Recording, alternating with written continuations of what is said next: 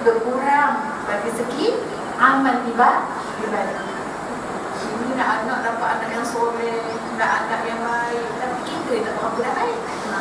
Sebelum nak soleh dan solehahkan anak kita, maka kita kena solehah juga. Iaitu jangan sekali-kali menipu anak. Tolong muslimat sekalian. Kalau pak kita dulu lah cerita pasal pak dulu. So kalau dulu tak mengaji sangat kan. Bila pergi ke rumah ke mana-mana, dia mak nak pergi klinik. Nanti cakapnya doktor bagi panjang macam mana betul. Betul ke tidak? Itu tipu dah. Ya tipu. Jadi kan benda tu akan kembali semula. Mak minta maaf tak dapat balik sebab meeting banyak tak bersyarat ni. Sebenarnya tak bersyarat pun. Tapi tipu. Sebab dia kata nanti kalau balik jenguk nanti tak berapa, tak memenuhi keperluan ni. Salah kita. Sebab kita selalu itu pun kita ajar. Tak payah ikut yang nanti anak akan beri kereta go. Tapi mau balik tak ada pun. Anak dia berharap tadi. Nanti ajar balik dapat kereta besar. Alasan kita macam-macam. Jalan jam lah, itulah. Kita mudah untuk membina alasan sebab kita orang tua. Nanti besok kita dah tua, anak kita pun akan bina alasan. Bagaimana kita masih membentuk dia daripada kecil. Jadi sebelum nak menjadikan anak kita orang yang ta'abud, orang yang sujud kepada Allah SWT, maka kita kena selalu sujud dan bertakabur kepada Allah SWT. Dan pastikan solat-solat kita itu mendapati apa yang diajar oleh junjungan besar Nabi Muhammad SAW. Solat itu adalah himpunan doa. Sebab tu muslimat yang dikasihi, buka buat anak kita dia jaga, dia tiga. Kan ada solat yang sempurna kan. Kita belajar, kita berdawai. Jadi kita rasa macam ada. Dan biasa sangat dah. Semayang tu sebenarnya dari sehari ke sehari kita kena memperbetulkan solat kita. Solat tu adalah doa-doa. Betul ke tidak? Tapi masa semayang tu kita jenuh macam-macam datang. Dalam kebanyakan. Walaupun tak berani aku tak semayang ni.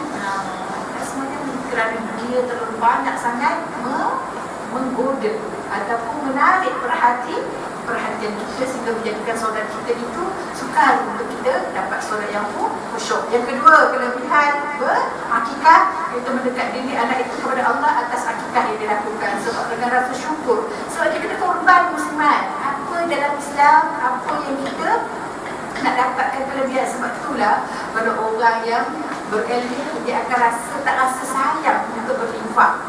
Kita ni sebalik kan, susah nak dapat ni, takkanlah tiba-tiba ni bagi macam tu. Siapa yang orang yang paling hebat sekali muslimat? Iaitu Ummahatul Mukminin, ibu kita, iaitu isteri junjungan besar Nabi Muhammad SAW.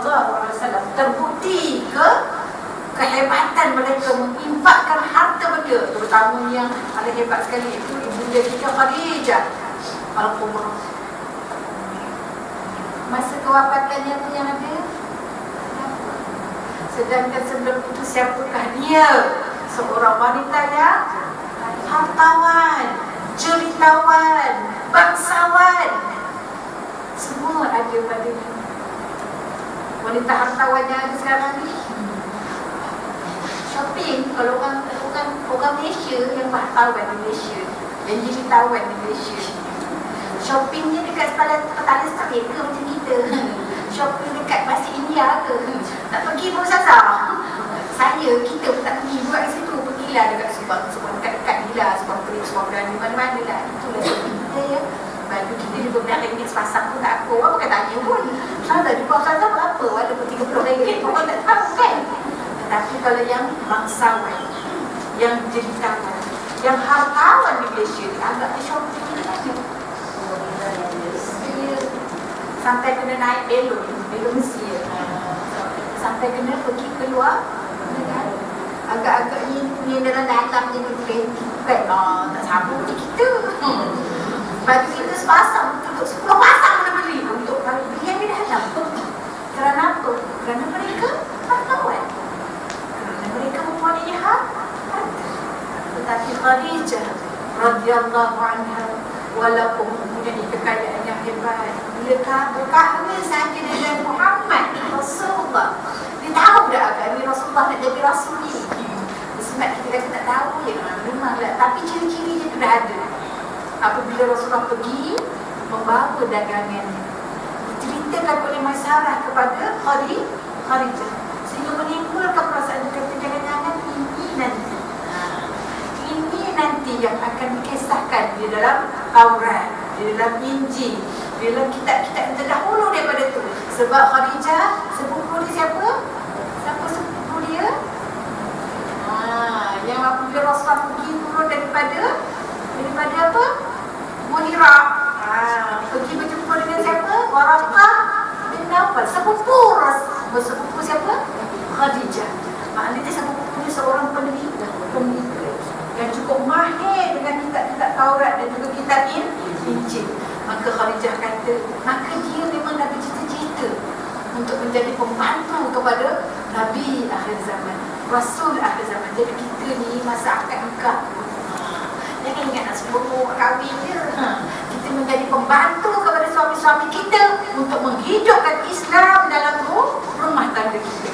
Jadi bermula daripada kita ni lah. Sebab perempuan ni memang merupakan apa dia? Ini perempuan ni senjata syaitan untuk menghancurkan kaum lelaki. Kalau raikan daripada isteri, minta lah apa pun, semua dapat. Betul tidak? Kita kalau berkonfrontasi seminggu cukup lah. Abang, kalau tak nak ni, saya tak nak masak, saya tak nak. Ya Allah, pening kau ni. Pening. Jadi sebabnya kita jadi orang yang baik, orang yang sentiasa membantu mereka-mereka ini kaum rijal. Memang rijal kaum ketua bagi kita. Sebab tu suami orang macam suri. Sehingga Rasulullah sebut, kalau orang perempuan, kalau manusia boleh sujud kepada manusia, maka akan arahkan perempuan-perempuan bersujud kepada suami-suaminya. Sebab kita ni, suami buat dosa kita tak tanggung. Tapi kalau kita buat dosa, suami tanggung. Berat ke tidak? Berat, amat-amat berat. Dan kita boleh masuk syurga tanpa suami. Betul? Memang.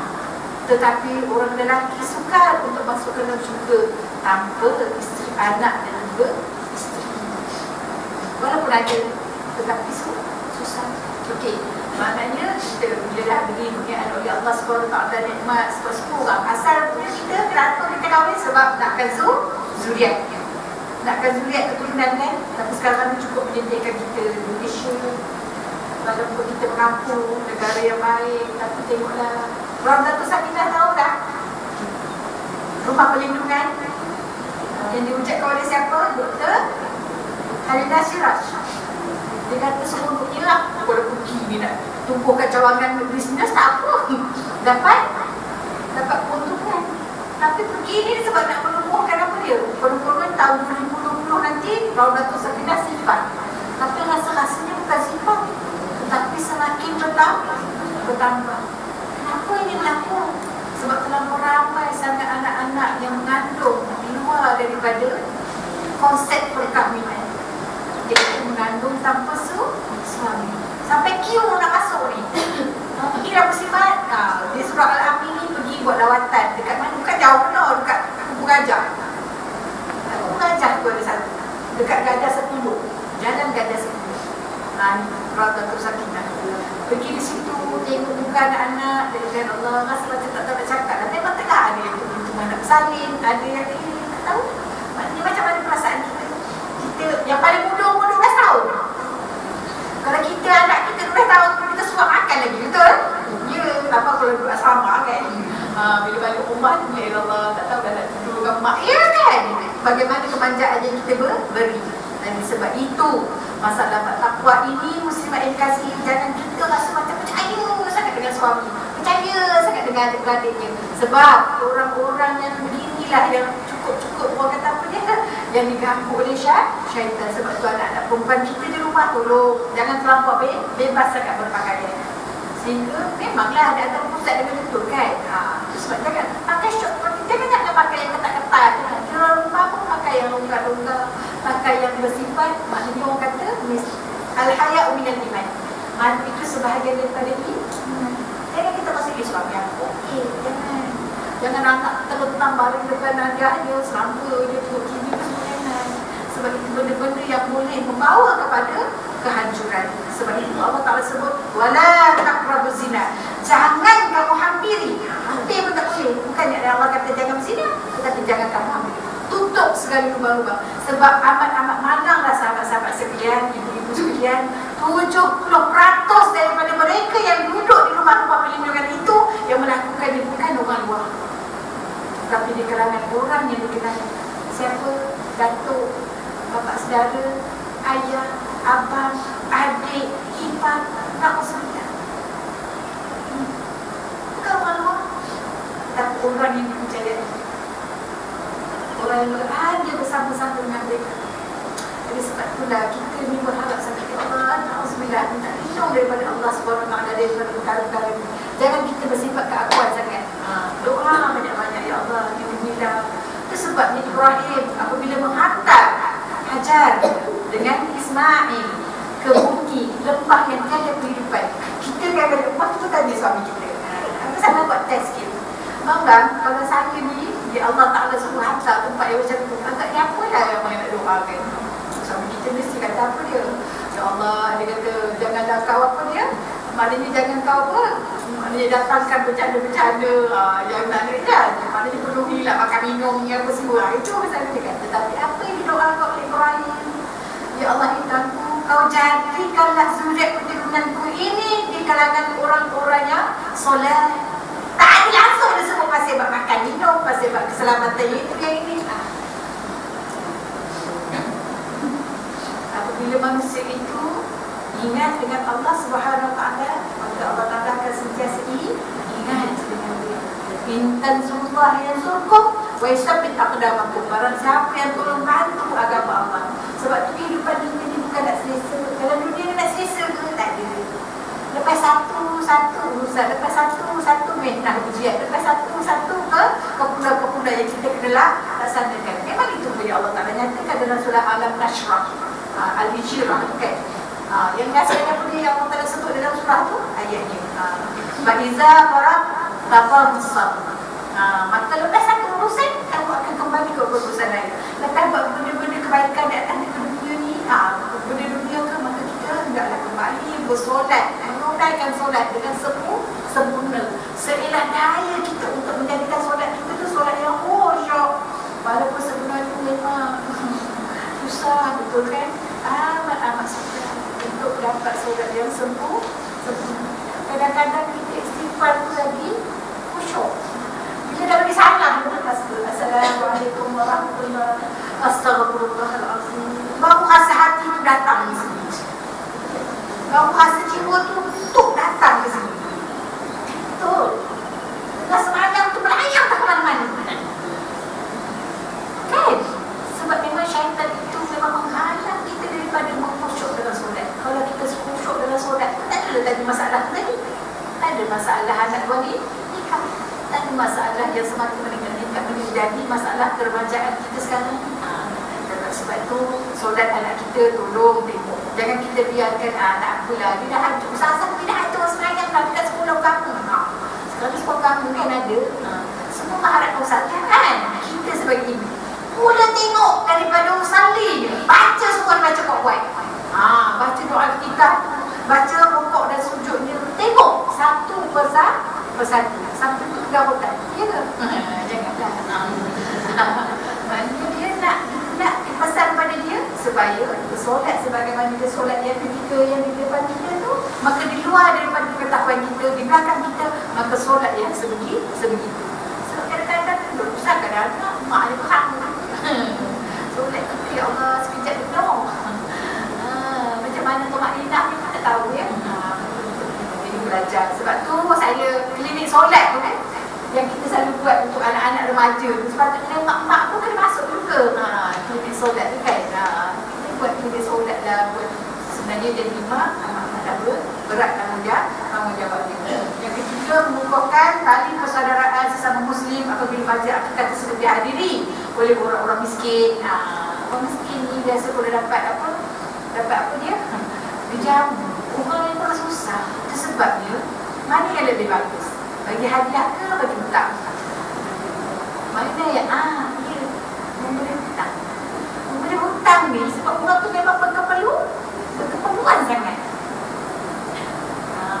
Orang datang ke rumah kita minta tolong, maknanya orang kata apa dia, dari segi kemampuan kita beri seadanya. Masya Allah, dia rezeki. Kalau hadiah-hadiah orang susah, ya Allah, orang susah kalau dia beri sesuatu, maka dia akan mendoakan dengan ikhlas, mendoakan untuk kita.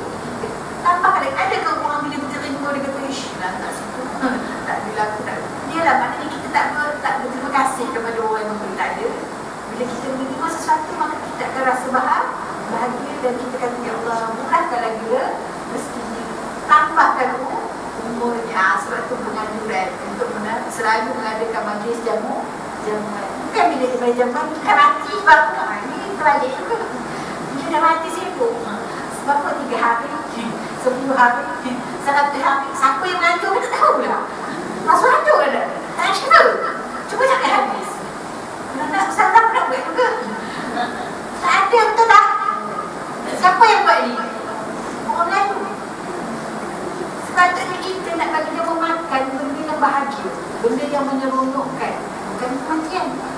Tiba-tiba dia sebut memberi arwah.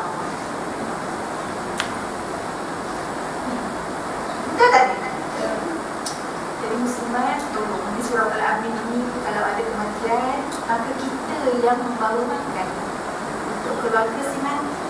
Pakat-pakat sama-sama kita sebab nak mengembirakan hati. Ini dah orang tu tengah susah hati ni. Suami mau berikan, cik, mana nak cik, nak beli tu, nak beli ni, untuk beli malam ni. Muslimat surau ni buat khairat kematian. Bila ada kematian, kita surau yang keluarkan dia, pergi hantar ke rumah orang yang meninggal tu. Berapa lama? Orang kalau boleh sebulan lagi bagus. Kalau tambah-tambah kalau suami je pula yang meninggal. Sebab orang perempuan bila suami meninggal dia kena apa? Beriddah. Selama berapa lama? 4 bulan 10 hari. Tak boleh dikurangkan 4 dan ni. Bayangkan ni. Mana benda ni yang kita, itu yang wajib. Apa hukum beriddah wajib? Kalau dia bekerja, sebab dia tak ada pendapatan yang lain, terpaksa bekerja, pergi. Boleh pergi kerja, tapi kena jaga dia punya pakaian. Sebab orang dalam beriddah tak boleh pakaian yang menarik. Kalau Rasulullah kata kalau ada warna yang lebih buruk daripada kelabu tu, kelabu ni saya ingat kelabu memang. Tapi maknanya kelabu ni tak menarik lah, ialah tak cerah kan, tak sebenarnya. Kalau ada lagi warna yang lebih buruk daripada tu, maka cari dia yang tak menarik. Betul kan? Berpakaian tidak menarik dan tak boleh pakai celak sekalipun. Usahakan nak buat hias yang lain lagi. Bercelak pun tak boleh. Sebab apa? Sebab menandakan terlalu besarnya kehilangan seseorang yang cukup kita sayang. Sebab ini baru 3 hari. Dah terbang ke sana kemari. Sebab tidak adanya dia. Dan sebab kita kena jadi orang yang berbeza daripada orang yang tidak berilmu. Okey, kaum keluarga. Jadi pada masa ni berkumpul saudara-saudara semua sekali dalam masa kita mengendalikan kenduri akikah. Kenduri akikah ni sunat akad ni. Sunat-sunat yang amat dituntut dalam Islam. Dulu saya sebutkan kalau nak akikah ni susah betul ke? Simpanlah kita menanggung. Kita mengaku 9 bulan, hampir setahun. Benda lain kita boleh sediakan, takkan ada untuk akikah dia tak boleh. Kena kita menambung. Daripada awal kita mengandung. Benda ni itu sebabnya Rasulullah tu sahabat sekalian, begitu dia kasih. Dia amat kaya kalau untuk Allah Ta'ala. Kaya untuk Allah.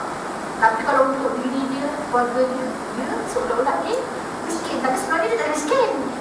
Seolah-olah.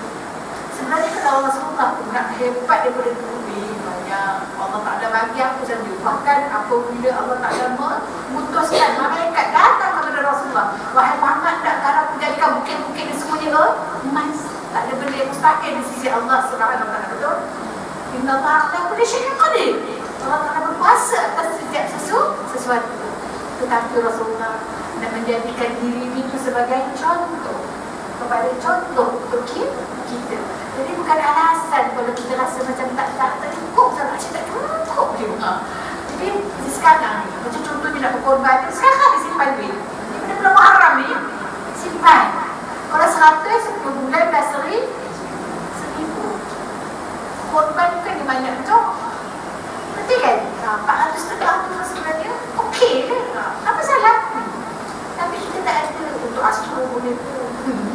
Sebentar sampai berapa. Betul kan? Untuk kita pergi internet boleh pun. Itu semua untuk dulu. memanglah dunia itu mazra'atul akhirah, dunia itu jabatan untuk menuju ke akhirat. Mana-mana dunia yang kita guna untuk kebaikan, semuanya mendatangkan hasil pahala besok di akhirat. Tapi mana-mana dunia yang kita lakukan mengikut hawa nafsu, maka dulu juga besok menjadi hasil juga, tetapi hasil yang tak baik.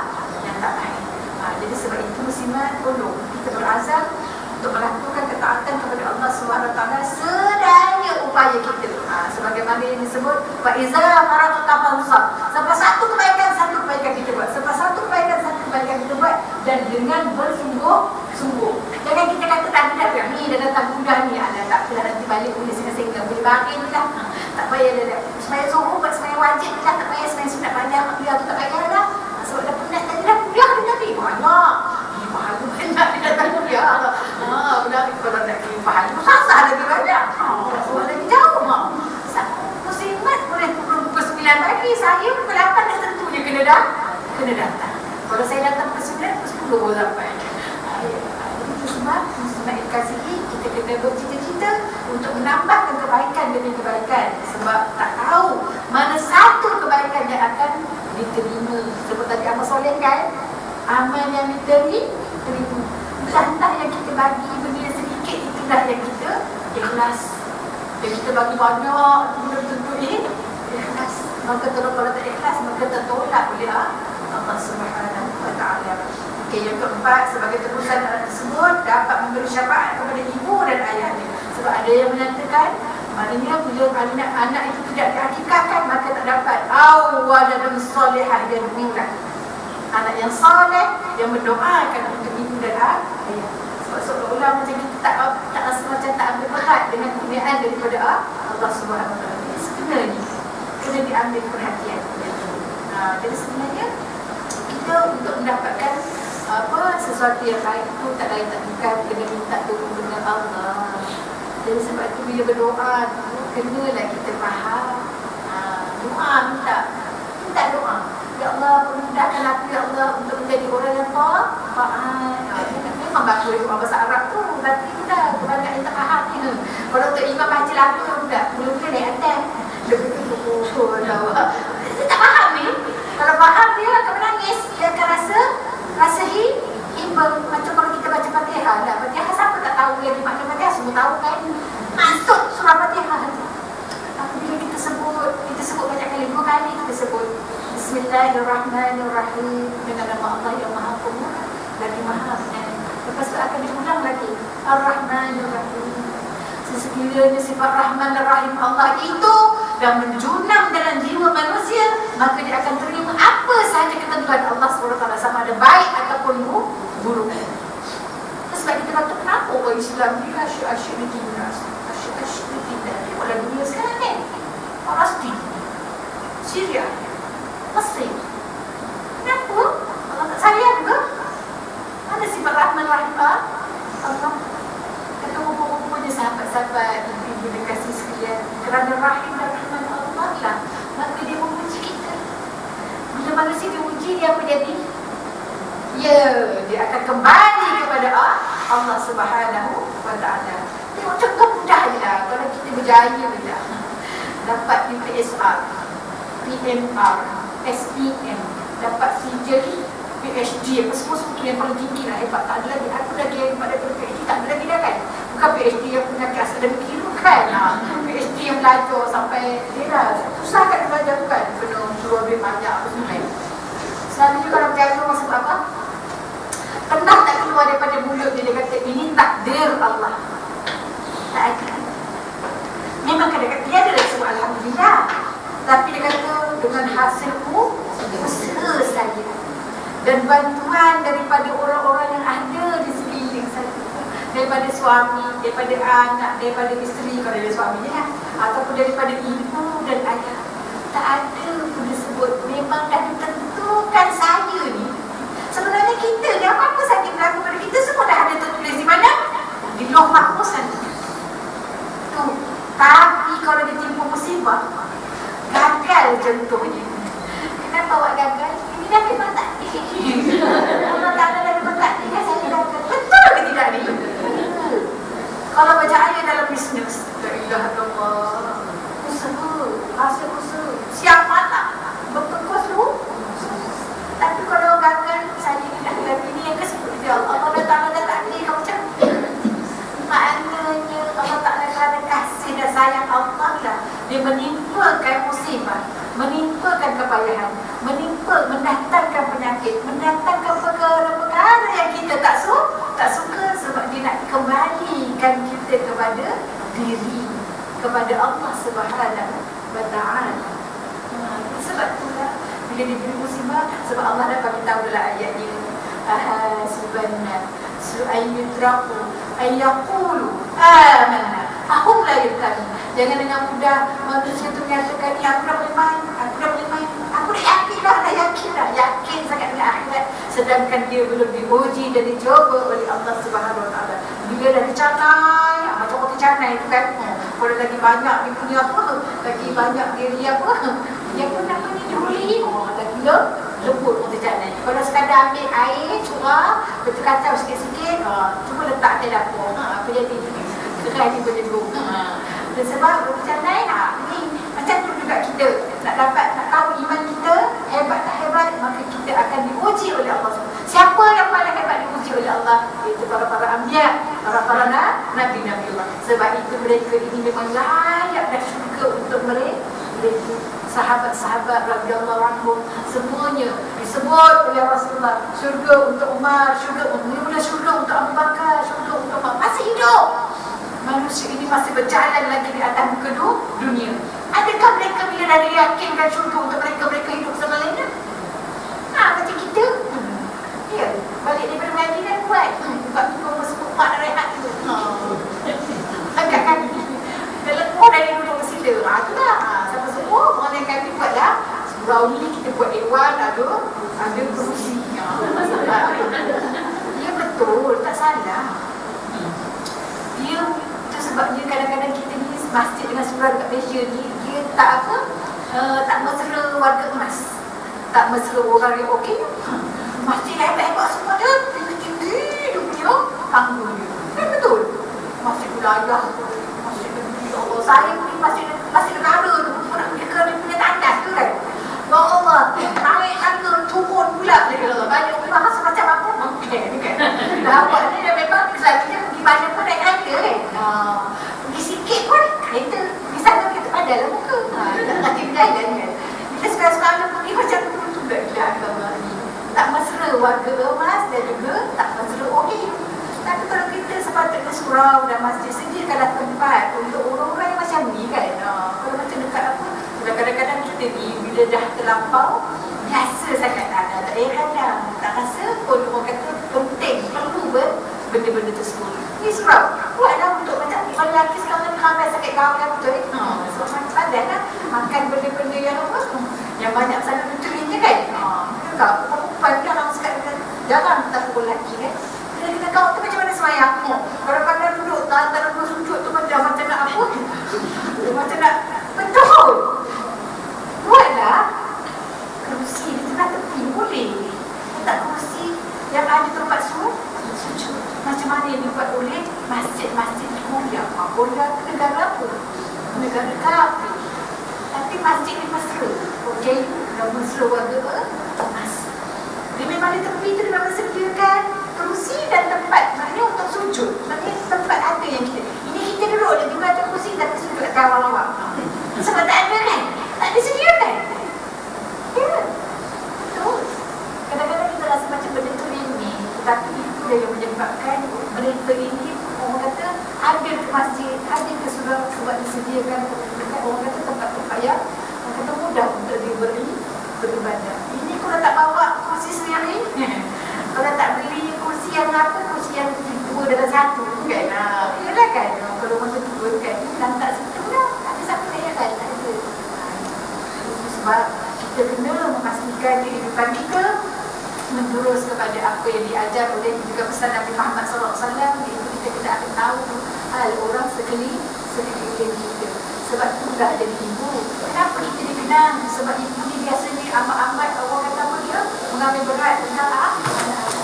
Walaupun sampai peringkat dia dah tak mampu lagi dah. Mak kan? Sedaya upaya untuk memenuhi keperluan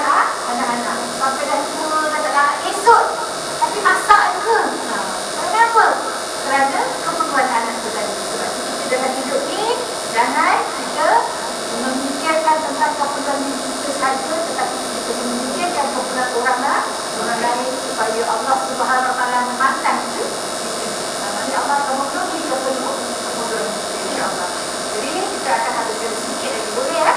Menunjukkan tanda syukur kepada Allah Subhanahu Wa Taala atas kurniaannya. Maknanya kita tanda, maknanya tanda untuk dapatkan tebusan anak tersebut untuk mesti syafaat seperti banyak. Ada janji juga tadi itu tanda syukur. Tak apa, dia selingan je supaya dia mengantuk. Okey, yang kena menjauhkan anak tersebut daripada segala bahaya dan juga bencana.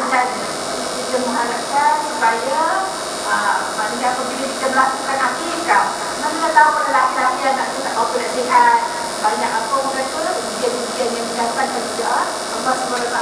Tetapi bila kita melakukan akikah dan disedapkan akikah sebaik-baiknya bila masa tempoh 7 hari 7 hari kelahiran diberi nama dan juga dilakukan akikah untuk anak tersebut supaya terhindar daripada bangga bencana.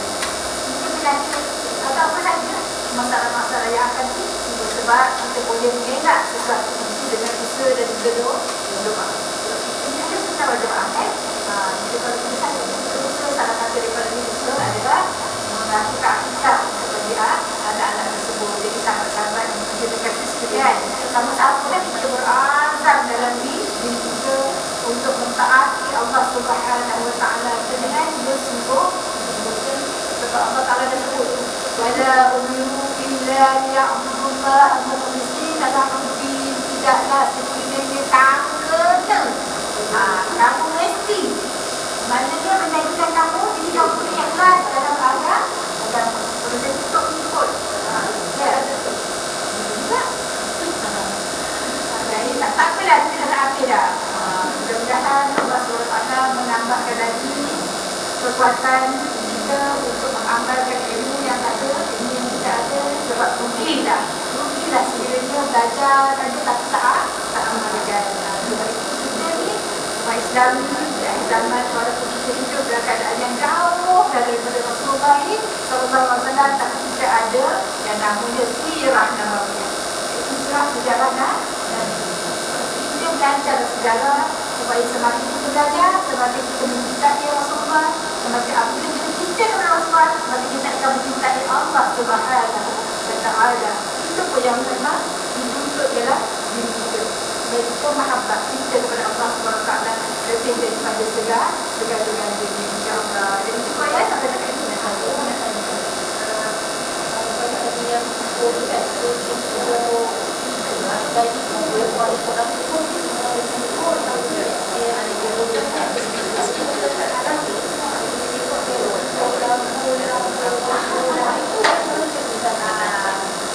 sebab kita ni banyak daripada benda-benda yang kita lakukan bukan berasal daripada sunnah, tetapi adalah perkara-perkara yang merupakan adat. Dan kadang-kadang kita lebih mengutamakan adat daripada sunnah. Sebab itulah kita kadang-kadang buat jamu, tetapi kalau orang biasa mungkin tidak ada. Ada yang membuat benda-benda yang jadi tak ada.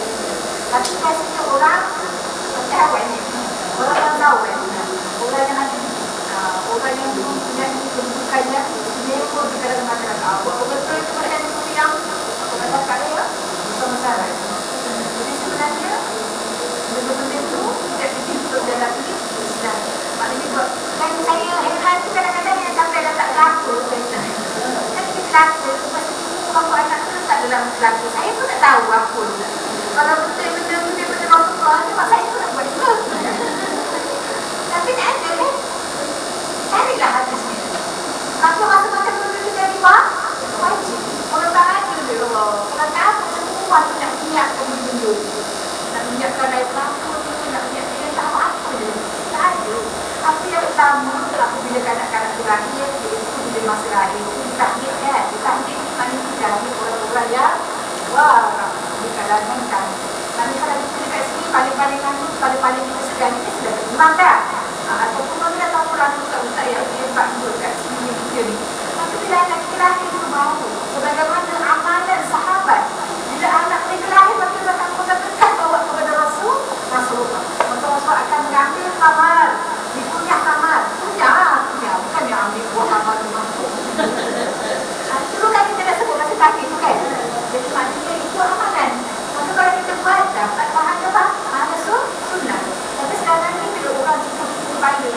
dapur lah pula. Ibu dapur tak tahu lah, bukan ibu dapur, dia cukup semua kan. Dan amalan tu sebenarnya tidak semua. Kita tempat sebagaimana yang Rasulullah buat, tak sadar ke nak bawa budak seorang kan. Itu tak apa, baik lah tu. Tapi jangan buat perkara-perkara yang percaya tak ada dia. Cuma yang disunatkan, cukur rambut tu, lepas tu ambil rambut, ditimbang. Itu dia. Itu amalan. Tapi itu tak banyak. Ditimbang berat rambut tersebut dan disamakan dengan berat emas. Kata emas 1 gram apa? 125. Jadi itu macam pula 1 gram. Jadi rambut anak itu bukannya kalau banyak berat nasib lah. Maka duit itu disedekah, dihadiahkan kepada fakir miskin. Kalau fakir itu miskin, kalau kat sama ni kalau pendapatan 3,000 miskin. Betul ya? Betul lah. Sebab